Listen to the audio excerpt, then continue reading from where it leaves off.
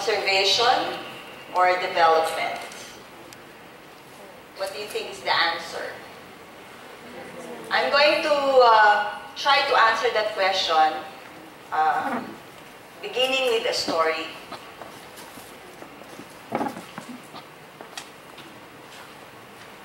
Okay. Imagine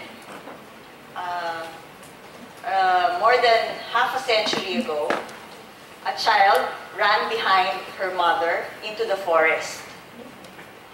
And she didn't quite understand the war that they were running from, but she vividly remembers the forest of Sierra Madre, the lush forest that helped them survive, the lush green forest, and the rivers that run across it. So that child was my mom, and she loved telling the stories about how they survived World War II. And she told us, she's always telling us about the forest, how they survived it, how when she was sick, there was just this medicinal plants around, like the lichens and the fungus, that probably helped them out, you know. When they felt bad, they felt ill, tummy ache, everything was just in the forest to help them out. The trees became their shelter. In fact, a certain tree, they would just take the bark and then they would hammer it, and it became soft enough to become their blanket. So when they're cold, they become warm because of just the bark of a tree that was in the forest. When they were hungry, there were plants all around, wild vegetables. They could pick them up. This photo here would is a type of ampalaya. They call it ampalayang bakir, which means ampalaya from the forest. So they would gather them and they would cook them. So everywhere there was just food to eat. They didn't have anything else to bring with them when they went into the forest. Everything was just there. And then another good thing is they didn't have to plant. They didn't have to go around, you know, take the seeds and plant, because there were birds all around. We call them seed dispersers, and they would help them. You know, they would gather the seeds, they would eat the fruits, and then they would disperse the seeds through their poop. So everything went well. When they were inside the forest, they were able to survive the war because of the forest of the Sierra Madre. However, you know, if you look at the slide now, during the time of my grandmother, you would be able to see that there was still lush forest in the Sierra Madre. But all through the years, we lost most of our forest in Luzon. And in Sierra Madre, around 400,000 hectares of forest were lost. The reason why the eastern portion has not been that depleted is because we could not access it, not as much as we could. But at the time. So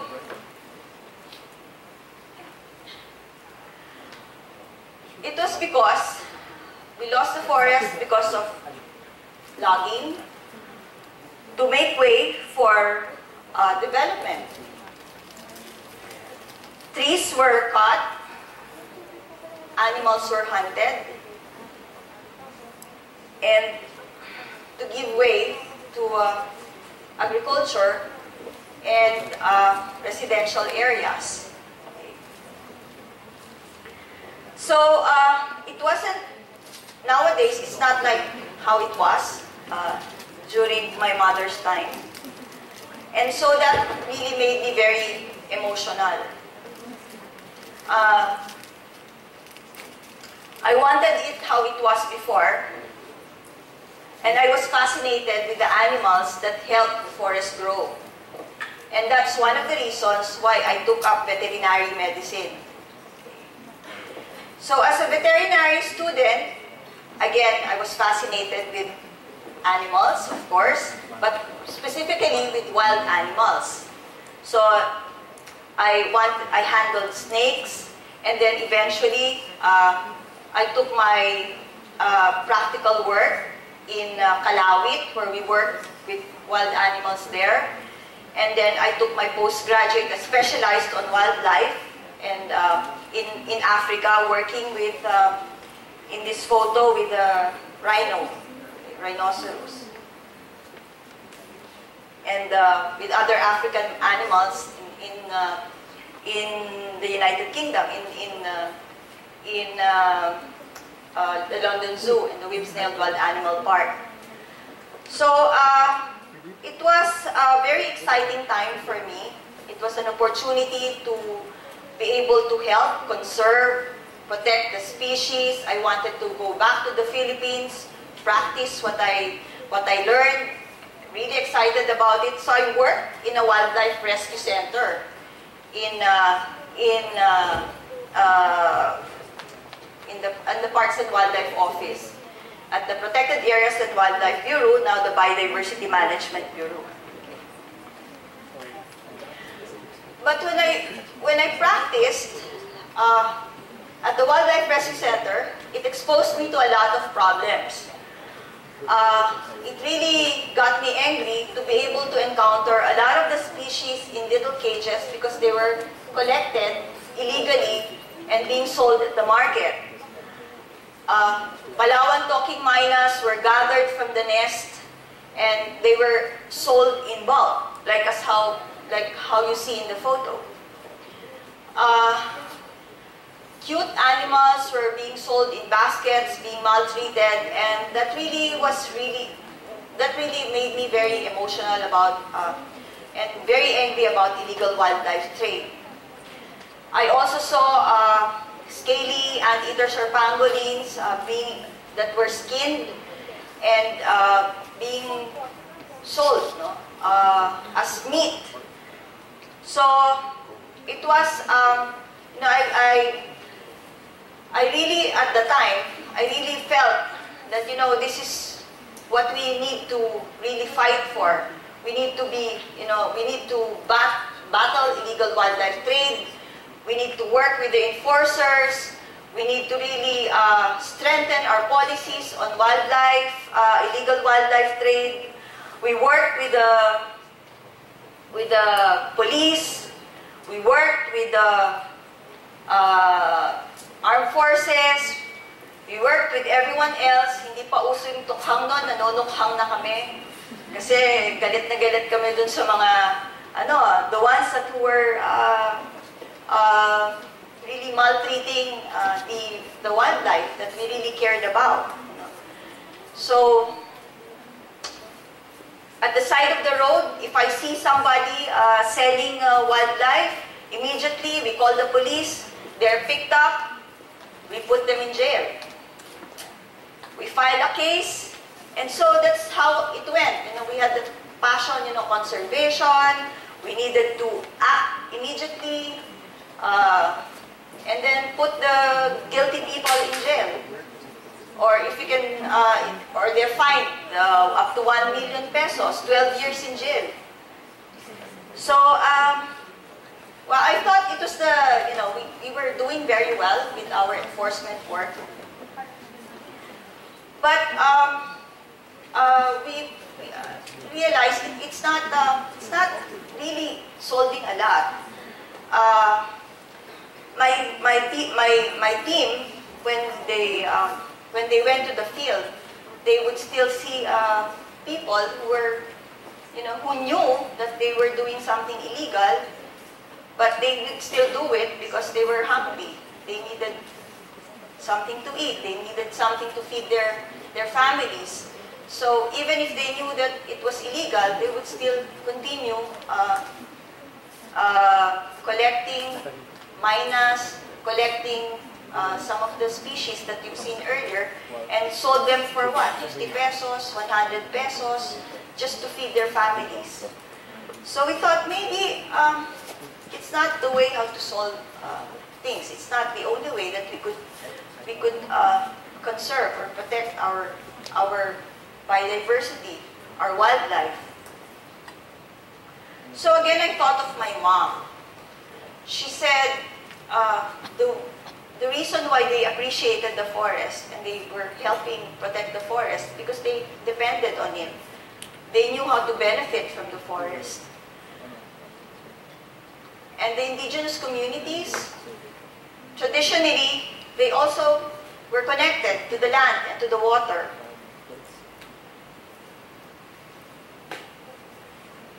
And indigenous communities, you could see how they are connected to the wildlife species as well. They wore headgear with the hornbills, and they wore it. It was a time when there was plenty of hornbills around. And they wore it with pride. It was part of the culture. They were connected to the land, water, and to the wildlife as well. And they had livelihoods. Their livelihood depended on the non-timber forest products. The plants, the animals that came from the forest or from the seas. So everything was interconnected. But gradually, somehow, our connection to our natural resources disappeared along the way.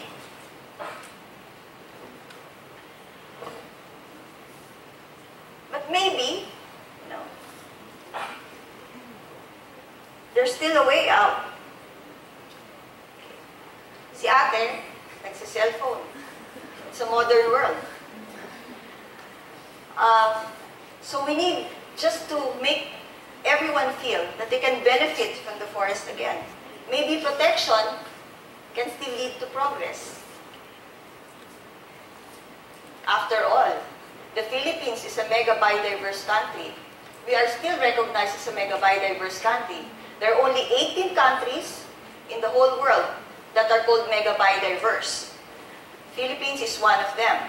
When you say mega biodiverse, we have 70 to 80% of the world's fauna and flora found only in those 18 countries.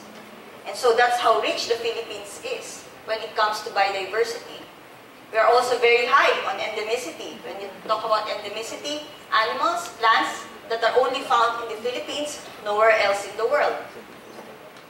And so, maybe there's a way for people to be able to recognize and be made aware of what we really have.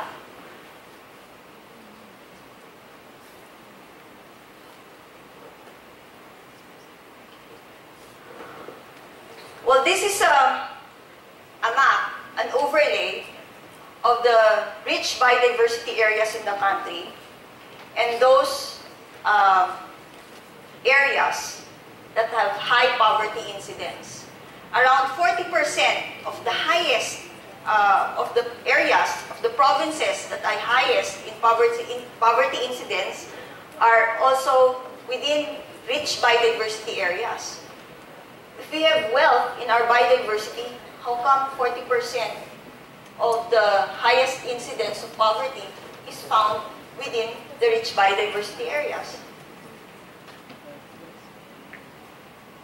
So we need to return the awareness that we can benefit from biodiversity.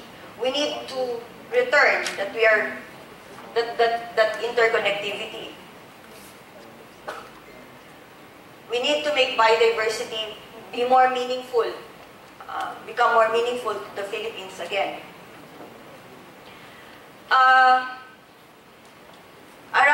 This is the fish that was caught recently in Sablayan.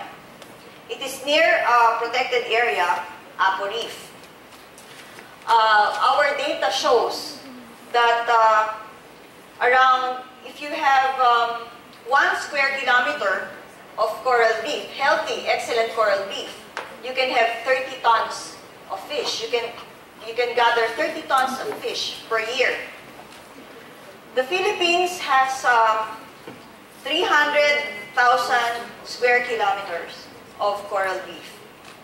So can you imagine if the entire 300,000 square kilometer of coral reef is in excellent condition, we would have times 30, hindi ako magaling sa math, ilan yun? around 9 million tons per year. Unfortunately, less than 1% of our coral reef is in excellent condition. More than 90% is already in poor to fair condition. Still, that's still a lot. If you have 6% of your 300,000 square kilometers in good condition, that's around 18,000 square kilometers, maybe 500,000 tons of fish per year. Hindi naman kayo mabilis mag-compute sa inyong, so hindi nyo na mababalidate yung sinasabi ko, but around 500,000 tons of fish can still be harvested per year if we protect the remaining coral reef that we have. Oh, and there's this community in Baggao. You know where Baggao is? It's in Cagayan Valley. In Baggao, and they make these very beautiful baskets. You know, it's a livelihood for the communities. They make baskets out of it. They have bags. They make nice souvenir items from they call it the pataga or the sarakat. They're like pandan leaves. You know. But what does this monitor lizard, what does this have to do with the pataga and the sarakat? Well, the communities, they realize that this monitor lizard, it's one of 2 species of monitor lizard found in the Philippines that eat fruits. So they don't eat carcasses, they eat fruits.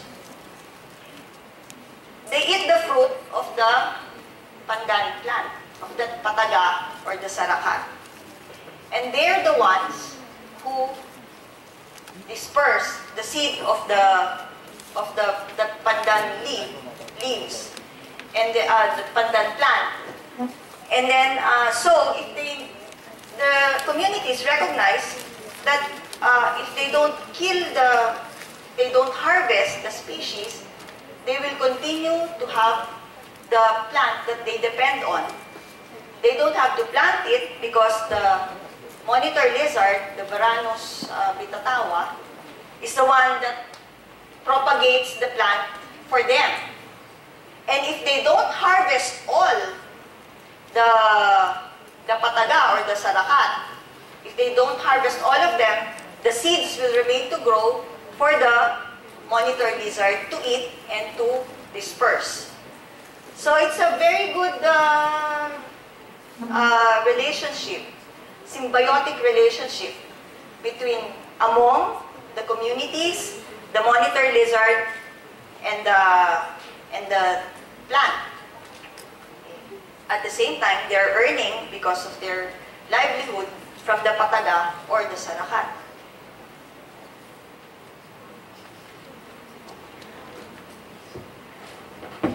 In another town, in Santa Teresita, there's a lake. And this lake, the mayor wanted to clear it because they wanted to promote ecotourism in the lake. So they wanted to clear it, remove all the vegetation. But then the vegetation, it turns out, is called the bakong. And it is high in fiber. And that plant can be actually weaved for clothing, for fabric, and also can be twined or can be made into placemats, bags as well. So now, the community is starting to realize that if they protect the vegetation around the lake, they will be able to earn from it. They will be able to make bags out of it and sell them for souvenirs. At the same time, the lake still becomes a tourist attraction. and talking about tourist attraction, we're working with the Department of Tourism, we realized that they were promoting 78 priority development, tourism development areas. And within the 78 priority tourism development areas, there are 232 protected areas, including Mount Apo, that was mentioned earlier. So yung Bulusan Volcano, Mount Pulag, Apo Reef, 232. So, can you imagine the potential of promoting the protected areas as our ecotourism sites? Okay? Oops. I told you earlier about Apo Reef. It has a lot of, a lot of fish is already being harvested in that area. And so this is a photo of the baby sharks. It's also a breeding ground for baby sharks. And if you have sharks, that means, you have an apex predator, the ecosystem is very healthy, and it's also an attraction for ecotourists.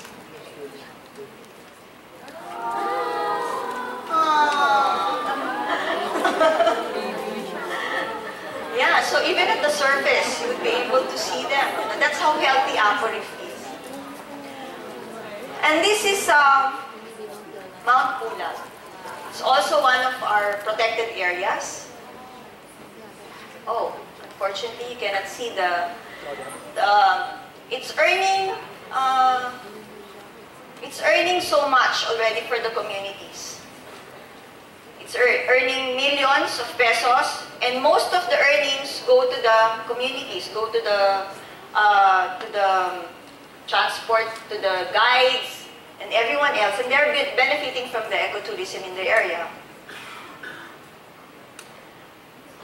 The birds are also our attraction. Okay, these are just some birds already found. These are photos I took myself in Pampanga only. And migratory birds is an attraction every migration season. You have from October to February, people flock to our migratory bird areas and do bird watching. In the United States, they're earning billions from bird watching alone. Okay? But we haven't really harnessed that much for the Philippines. Okay. So this one, FPIC means free and prior informed consent. Okay. But it can also mean, unfortunately, you cannot see it here. But FPIC, we hope, can also mean something else. You feel the benefit, the potential is harnessed, and I cannot remember. But C is for conservation. So it can mean something else. If you're able to harness the benefits, you're able to increase awareness, and then conserve. But most of all, if you earn from biodiversity, you realize the benefit, the intrinsic value is also preserved. So not just the money that is generated, but in the end, you are able to preserve the intrinsic value, which is the water that it provides and everything else. Okay? Oops. Well, that slide should have said development. So initially, I said apparently that we are for development, but not just for development, but for conservation as well. So development or conservation, it's not. It's development and conservation, because I think One cannot go without the other. And so it's about time that we are able to see that we can make both work. If we do conservation, we can have development. If we have development, we can have conservation as well. I have a few videos which I can show just to summarize everything that I've mentioned for the last 15 minutes. Masamang oras na lamang ay nagubati ang isla. Mga bagong isla sa hayang dahil ay nagkakaganda ang maganda na oras.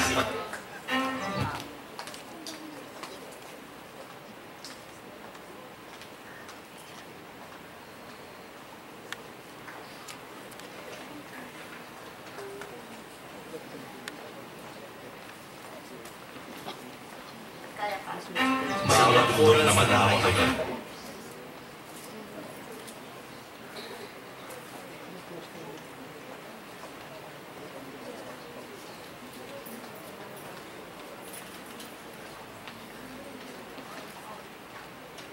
Anyway, I'll just act it out later. No, but the video is available online if you want to see it. Okay.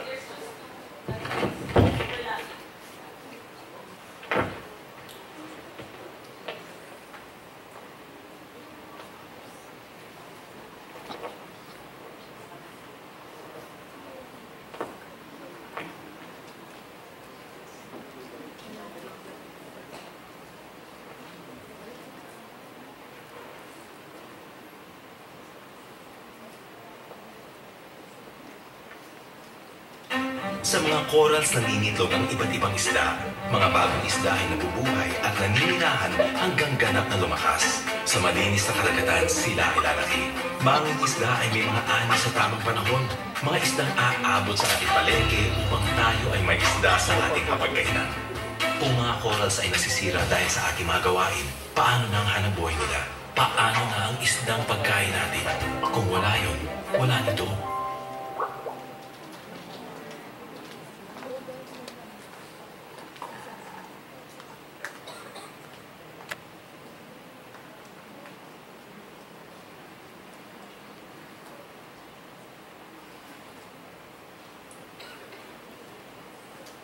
May mga bundok na malawak ang kagubatan, natirahan ng maraming uri ng hayop. Dahil sa likas na ganda, magandang tanawin at pasyalan nito. Nagkakaroon ng hanapbuhay ang mamamayang nakatira sa paligid nito. Kainan, tindahan, tirahan, at kung ano-ano pang mga negosyo. Mahalaga na manatiling maayos ang bundok at kagubatan. Kung ito ay masira at mawalan ng likas na ganda, paano na ang kanilang kabuhayan? Paano na ang ating pasyalan? Kung wala yun, wala nito. Thank you very much. It's conservation and development and conservation.